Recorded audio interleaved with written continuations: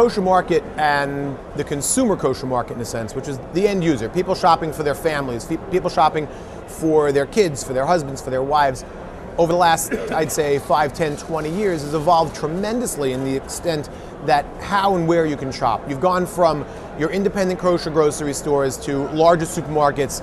Clearly, the internet is making a big difference. Here in New York and in markets around the country, companies like Fresh Direct are doing very well with the ability to get kosher. You don't have to be a kosher marketplace to service that kosher consumer very well.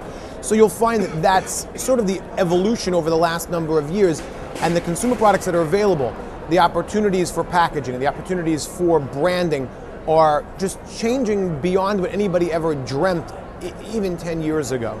And that shopping and that consumer usage is really changing, the convenience items that people look for, and the availability of product. I think that one of the things that's over the last few years has been really making a difference is kosher food service.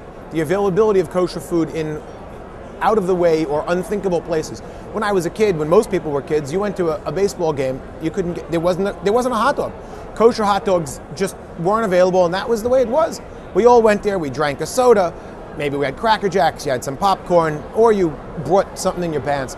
But at the end of the day, you go to Yankee Stadium, as they like to call it, the cathedral of baseball, and there's a glatt kosher hot dog.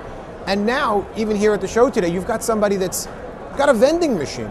You put $3 in there, and 3 pictures of George Washington get you a glatt kosher fresh hot dog, possibly in the middle of an airport in Wyoming or at a hospital in New Jersey, where the business sense of having kosher food clearly doesn't make any sense on a regular basis to set up a stand, but it does make sense to have a vending machine which, even if there are 20 or 30 customers a week, is going to turn a profit, and certainly in some senses shows that institution, if it's a hospital, if it's an airport, cares about that public and cares about the consumer base.